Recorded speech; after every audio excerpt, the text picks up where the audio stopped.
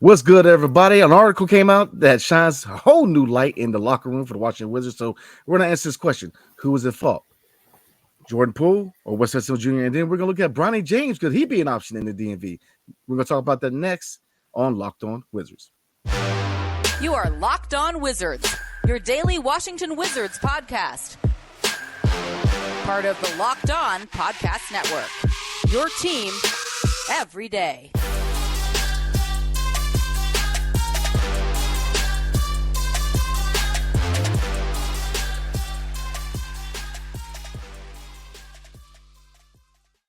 What's good, everybody? It's your boy Brandon Scott again with my guy, the real Ed Oliver. And we appreciate you guys making Locked On Wizards your first listen every single day. We are free and available wherever you get your podcasts and on YouTube, part of the Locked On Podcast Network, your team every single day. And today, man, a lot of hot topics, man. Article came out on ESPN Plus, shining new light into the locker room with Jordan Poole and Wes Unseld Jr. and many other issues. So we're going to respond to that. We're going to get to a mailbag question asking about whether Bronny James could be an option with this 52nd overall pick. So let's get into it. So there was an article that came out through ESPN Plus. The name of the article was "The Weight of Rebuilding the Washington Wizards." And we both read it. And a lot of it has to do with, obviously, there's issues with maturity when it comes to Jordan Poole, him rubbing people the wrong way. On the flip side, Wes Unseld Jr. was not very popular in the locker room. And from a player's perspective, a lot of blame is placed on him. So, like I said, we both read it. What is your reaction to the article? And, is everybody at blame, or is there a specific person who's at blame for the issues the Wizards had early this year? Yeah, it's definitely a combination. There's some interesting points in the article. The guy who wrote it, his name is Dalton Akintoye. He definitely had some access in there within the locker room and a lot of access to the players. Definitely talked about a lot of things that players have said and stuff, and it kind of there's a lot of interesting things that were said for sure. I think some of the players, they may not be as open with Dalton, but I think it was a really, really good article. He talked about some things that Jordan Poole said, and of course, the thing that's going around, that's circling around a lot of Wizards fans who read the article is the part where Jordan Poole, his answer, where he didn't have a great game.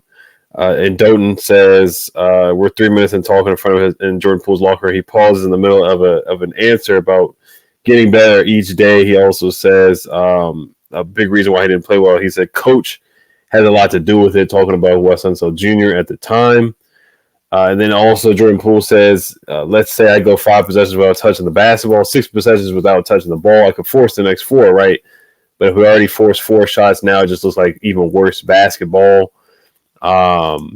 He said, you don't want me to make it look worse than what it already is. So, I mean, just comments like that just shows that he certainly wasn't happy with his role. Then, when he did get the ball in his hands more playing that point guard position, he played a lot better when Wes was let go. And then Jordan Poole coming off the bench. So there's some big parts in that for sure. Just a lot of Jordan Poole just not, you could see a riff with the coach and Wes Unseld Jr. And then Jordan Poole he had a riff with a couple of players on the team. You saw him going back and forth with Kuzma, going back and forth with DeLon Wright. Some of that is on Jordan Poole, so it's not just Wes, but you do see a Jordan Poole playing a lot better when Brian Keefe was the head coach and just put him in a better way to succeed with the ball in his hands a little bit more, a lot more, and playing that point guard position. So a lot of that was interesting. And just talking about how Brian Keefe is as a coach. And there was also one part where it said that the players get quizzes on their phone. He said that they send a video quiz to players' smartphones. A sequence will run and then freeze frame at a critical point where a read must be made. The player then chooses which read they think is correct. So that was interesting. That's something that they do. But he just talked about the whole rebuild as a whole. It's no rebuild is pretty. There's ugly parts. We've seen, Andre Blatch, Nick Young, and JaVale McGee, and Jan Vesely and guys like that come through here, where the rebuild was pretty darn ugly, and it's definitely had its ugly moments. He talked about the situation where Jordan Poole, got blocked, Shaq in the full moments, all kinds of stuff like that. So a lot of it was centered around Jordan Poole and some of the ups and downs that he's had so far this season, and some of it talked about some good things from Coach Keefe. so far as well. So it's a long article, man. It's a lot to unpack. But yeah, it definitely showed that there was a rip between Jordan Poole and Wes Unseld Jr. for sure. So those are some of the things I took away. I'm reading through it right now as well, still, because it's such a long article. But those were some of the things that I took away from it. Yeah, same here. Very long article. Lord have mercy. So you definitely earn our money reading this one, man. But a lot to unfold. But am I surprised? No, I think a lot of us already knew a lot of this was already happening. We knew. Who's at fault? I'm gonna say a little bit of peace goes to both. I mean, from the perspective of Coach Wes Unseld Jr. Going back to a couple of years ago when you have fights between Trez Harrell and KCP, when you had Davis Bertans fighting with Denny. I mean, you saw signs there that he never solidified his control over the locker room. He was trying to be too much of a player's coach, and it became his undoing, in my opinion. You could be a player's coach, but it shouldn't be to the detriment of, your philosophy and you being in control of the locker room. And it did. He had no control. The vets didn't respect him. And I get it. Roster construction is not so much on the new regime as really on Tommy Shepard. Roster construction was very questionable the entire time of him being the head coach. We had a mix of veteran guys trying to get paid and young guys trying to get minutes, and we didn't have the right chemistry going on with this organization. We didn't have the right roster construction, and so it's not all on West, but head coach, man, you set the standard. You set the standard. I'm gonna tell you a story, man. Like this previous weekend when I went to Heinz Field, man, home of the Pittsburgh Steelers, man, and we got to go into the locker room, and on a big sign in front of the locker room says, in his words of their current head coach, man, it says the standard is the standard. And obviously I took a picture of it, man, but it really resonates. The standard is the standard. You got to set a standard, and he never did. The players ran the locker room for years, and they did whatever they wanted. They fought, they squabbled over. Who's getting minutes? I'm trying to get paid. I'm trying to get paid. And not that I'm trying to, be on any kind of side with Spencer Dinwiddie, but that was a comment that he said, which was, you got a combination of guys trying to get paid. It's just there was no chemistry, and a lot of that has to do with Wes Unseld Jr. You've got to take control of the locker room. They gave him a little too much autonomy, in my opinion. His standard was no standard.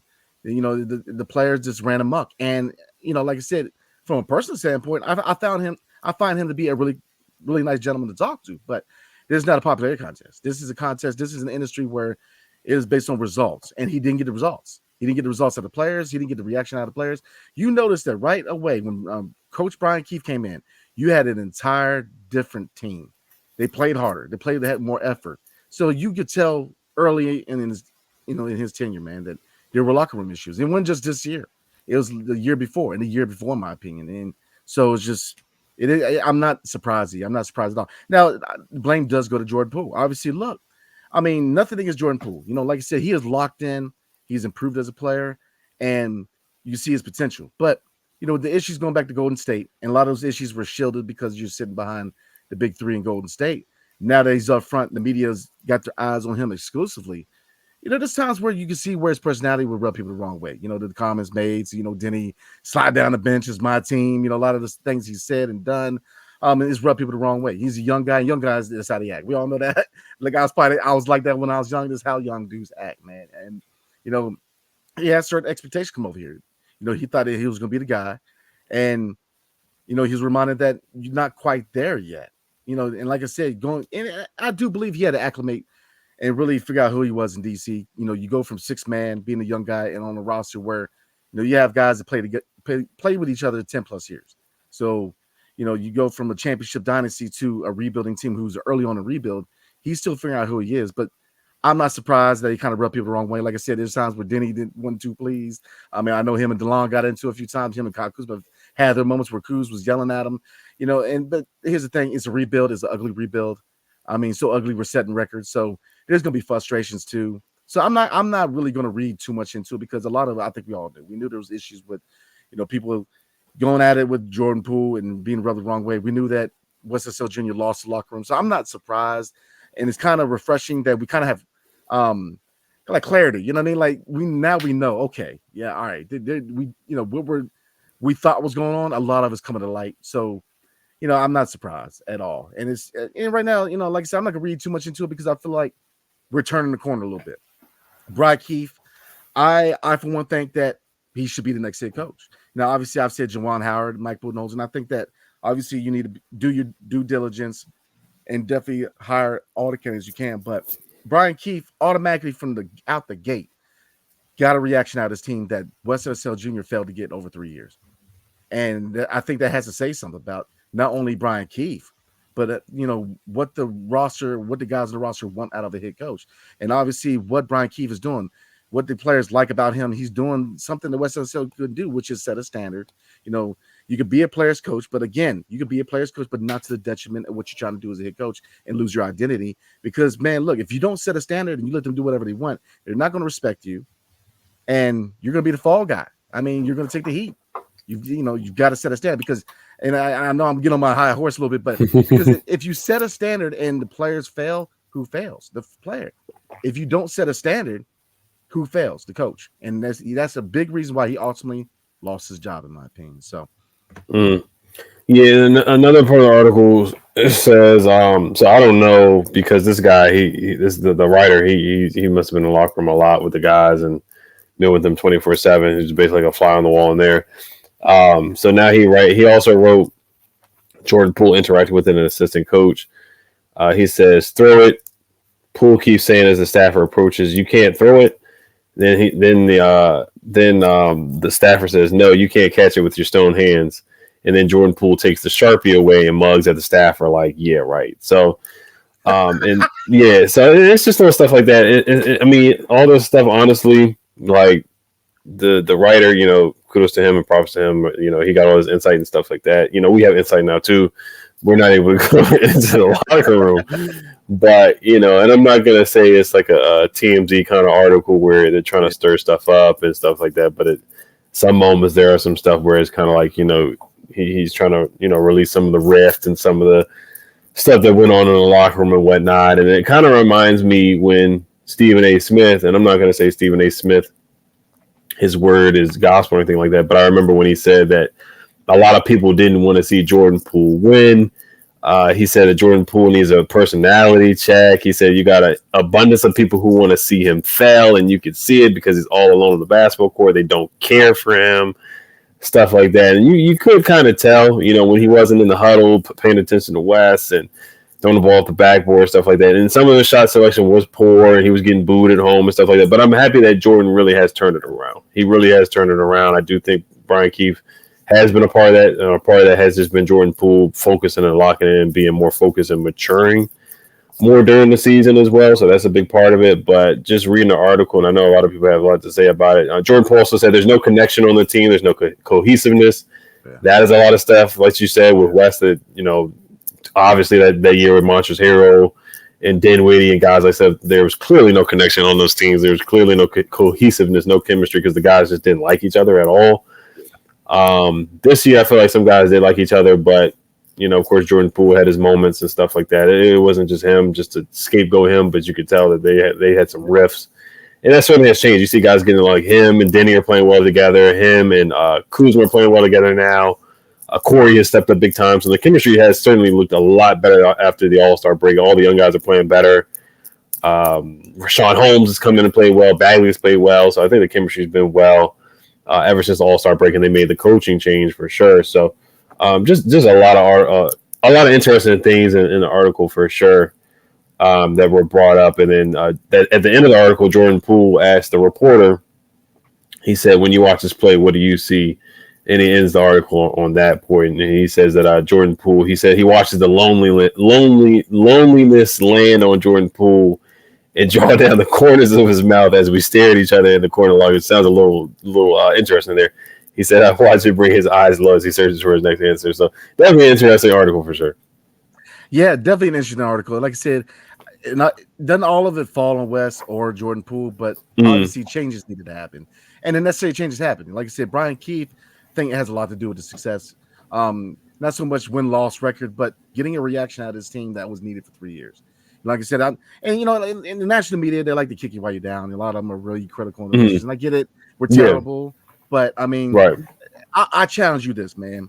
I want y'all to keep that same energy in 3 to 5 years. Keep that same energy, man.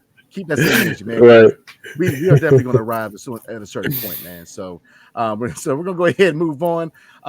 Should we draft Bronny James in the second round? I wouldn't, but we definitely going to talk about it next. But before we do, tonight's episode is brought to you by Stitch Fit. You know that instant confidence boost you get from an outfit that makes you look real good? That's what I get with Stitch Fit. Because with Stitch Fit, you get a stylist who understands your style, size, and budget. They do all the shopping for you. It's the easiest way to upgrade your wardrobe this season, because you can easily upgrade your wardrobe this year with a professional stylist that helps you find new on-trend favorites that will work for you. I just give my stylist my size, style, and budget preferences. I order boxes when I want and how I want. No subscription required. And they send 5 just for me pieces plus outfit recommendations and pro styling advice. That keeps what works and send back the rest, which is key, right? Stitch Fit makes it also easy. I don't like to shop, and they save me the time and the effort. Plus, I get outfits that make me look and feel really good. So, style that makes you feel as good as you look. Get started today at stitchfit.com/lockedon. That's stitchfit.com/lockedon. Stitchfit.com/lockedon. Tonight's episode is also brought to you by eBay Motors. Passion, drive, and patience. The formula for winning championship is also what keeps your ride or die alive. eBay Motors has everything you need to maintain your vehicle and level up to peak performance.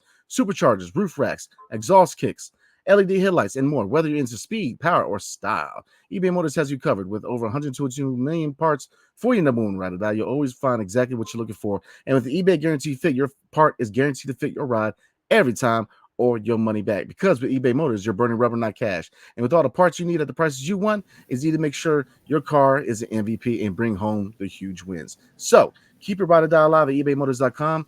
Eligible items only. Exclusions apply. eBay Guaranteed Fit only available to U.S. customers. Are you watching Fox Sports or ESPN on your TV all day long? Have to turn on the volume with all that shouting? I do. Make the switch to Locked On Sports today, a free 24/7 sports streaming channel programmed for your every day to bring you the biggest stories without all the screaming, y'all. Locked On Sports today brings you the can't-miss analysis, opinions, and news, streaming 24/7 on YouTube or the free Amazon Fire TV channels app. Part of the Locked On Podcast Network, your team every single day. So, let's get back into it. We're going to respond to a question on the YouTube side, and this is from Larry34354, and he asked, with the 52nd pick in the draft, do you think the Wizards should take Bronny James if he is still available? I'm gonna let you have that one first, man. No, I would pass on Bronny James.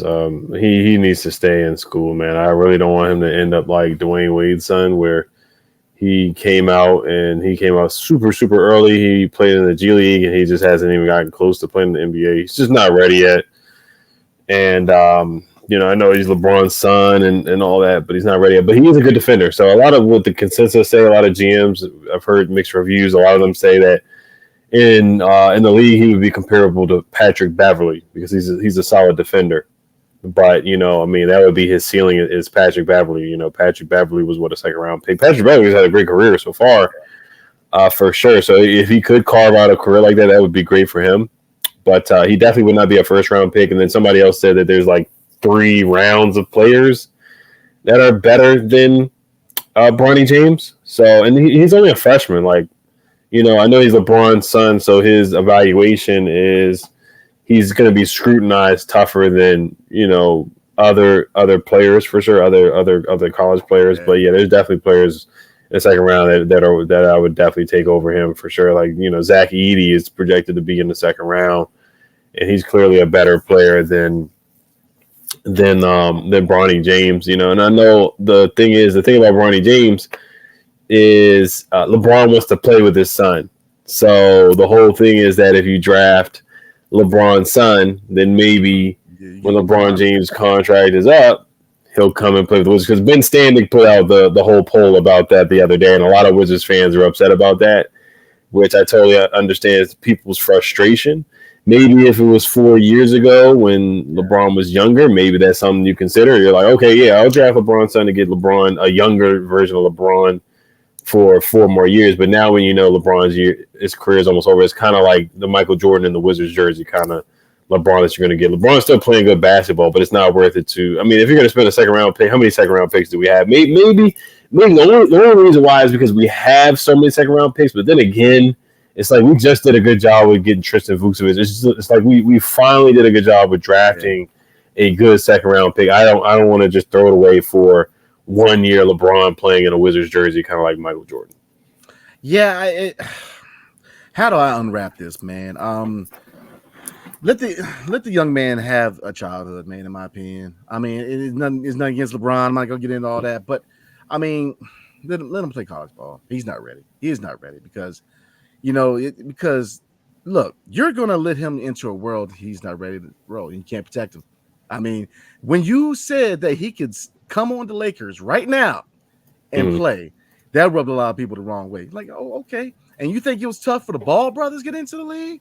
Because you forget, man, when Alonzo came in the league, and first time people were on him, people were checking him. I mean, people were, wanted to prove a point. When he made that comment, I was like, all right, man, people are going to test him, and he ain't ready. He ain't ready.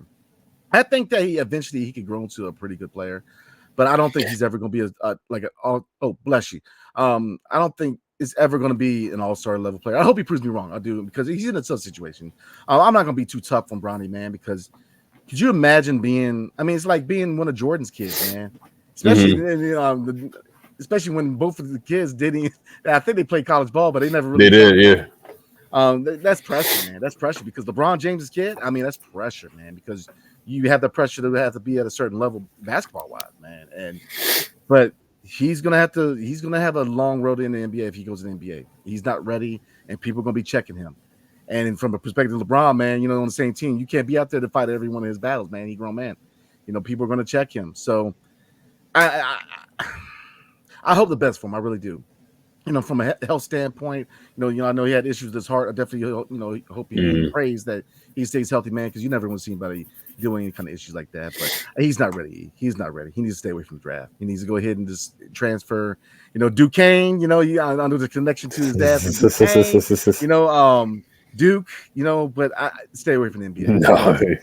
He's just not ready, man. He's not ready. I'm telling you right now, he's just not ready. So, I would stay away from the pick because, like you said, it just echoes Jordan in the Wizards jersey. I mean, you're really gonna pause your rebuild just for 1 year, LeBron? I wouldn't. I think we're heading in the right direction. I think we already have our coach. We've got a new front office. I think we're heading in the right direction. I don't think we need Bronny. And looking at Bronny. Stay in college, man. If you hope to go to the next level, then you have a lot of work to do. And if not, man, you just got a 4-year education, man. So regardless, you have a pretty good life set up. But I don't want to see him come and fail because right now I believe he's going to fail because he's not ready. I think that if he goes to the draft right now, he's set up for failure. Because even if a team's going to draft him with the prospect that he's going to play significant minutes, man, and he's just not ready. So, that's easy. No. I'm good.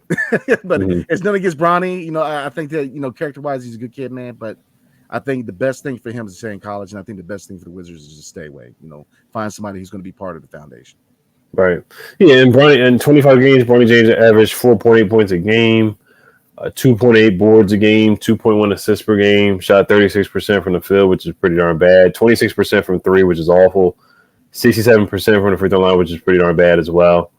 And then 43 effective field goal percentage was 43.8, which is pretty underwhelming as well. So you look at his numbers across the board; they were pretty underwhelming for sure, and definitely not first round pick material. 4 points a game. I'm not just going to judge him off of the scoreboard and off the stat sheet, but you got to shoot way better than 26% from three. That's really bad. Yeah. And 67% from the free throw line, that was really bad. 36% from the field is really bad. Like that's really bad. Shooting from the field, and just looking at some of the scout reports, they say he's had a couple of chase down blocks and he shows some athleticism, which is solid. But right now, I mean, because I saw something where somebody said he would be better than Johnny Davis. I highly disagree with that, honestly. Even though I know Johnny's had a hard time, but and I know it's just not about college. But Johnny, one thing I said, Johnny was a dog in college. That's one credit I'll give him. And I don't even think Bronny is close to what Johnny Davis was when Johnny Davis was in college. And I think Bronny even has a ways to go to even get to that level of a player that Johnny Davis was. So Bronny, yeah, he's transferring now, and like you said, Duke. I don't think he should go to Duke. I think honestly, I'm going to say mid major, but I think a mid major would be in his like Duquesne, Dayton, somewhere like that where he can start, get a lot of playing time.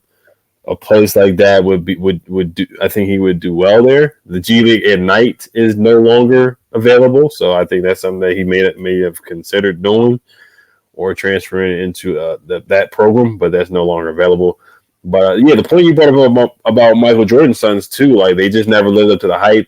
Yeah, they were solid players, but they just weren't good enough. They just weren't NBA caliber players. But they turned out to, of course, do other things with their lives and graduate college, which is fine. But they just weren't NBA caliber players. And then I remember high school, they played against Eric Gordon, and he showed them what an NBA player was in high school. He was just better than those guys. But yeah, I see we're at 25 minutes already, so I'm gonna get to FanDuel. Today's episode is brought to you by FanDuel.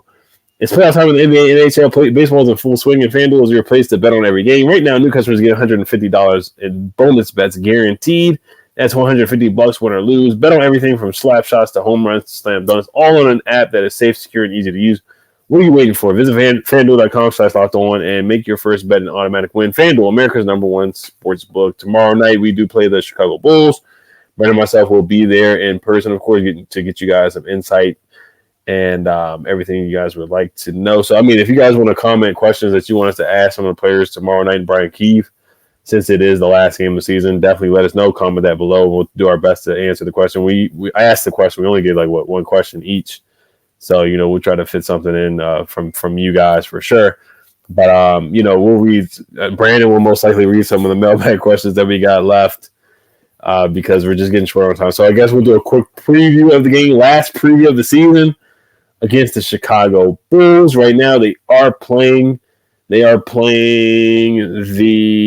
Detroit Pistons right now. And let me see where the Bulls at record-wise as well. They're beating the Pistons 110-91. Ayo Dosunmu's not playing, but DeMar DeRozan has 25. I'm sorry. DeMar DeRozan has 35. Nikola Vucevic has 27. Kobe White has 12 points. Caruso has 5. Javonte Green has 11. Dalen Terry with 10 points, and they're beating up on the Pistons right now, 110-101. So what are your thoughts on the Bulls? What are you looking forward to since the last game? I mean, it's not going to be much keys to victory, but just some things that you're looking for in that last game of the season. I'm gonna keep it really short, man. A couple things. Obviously, depending on who's looking at injury wise, hopefully Vucevic is there, but I know we're kind of short on centers right now. I don't imagine we're gonna see Marvin Bagley. You may not see Rashawn. So I definitely want to see how Vucevic matches up against Vucevic. Right. But mostly the biggest thing I want to see overall of his team, it's the last home game, is a really, really good showing in front of the home crowd. I want to see some heart. I want to see some effort. I want to see them really try to win this game, because I do believe that you can carry it on to the next year, man. I really do. I want to see a good showing. So, I can get into individual matchups. Like I said, Dosunmu's out, but pretty much what I want to see overall from this team is I want to see them try to go out with a dub for the final home game, carry the momentum into the next year, because we might see Kyle Kuzma, but the lineup where Corey Kispert and Denny and Jordan Poole playing is a kind of a solid three, man. They've been kind of fun to watch. So I kind of want to see that lineup, man, with those three kind of lead the way, man, because it kind of gives you a glimpse in the future. Nothing against my man Kyle Kuzma. Obviously, he's part of the part of the future. But if you look at it, the future, I want to see Kispert, Denny, and Jordan Poole lead it, the last home game and try to win this game, and like I said, carry the momentum into the next year. So. Yeah, just looking for Jordan Poole to continue playing well. Denny's playing well. He had a down game against the Timberwolves where, he didn't score as much. He didn't have his 20 points and 10 boards. I thought they did a solid job defending him. And Corey Kispert had a solid showing. He shot the three ball well, which he's been doing so far this year. So I just want to see those three guys keep doing what they're doing, keep playing well. Anthony Gill has really played well as of late. Him going back and forth with Gobert. Him and Gobert were going to fight a couple times. So I do like Anthony Gill's intensity in the fight that he was showing. I definitely appreciate that. Even though, it's the season that we've been having. So guys have been playing hard.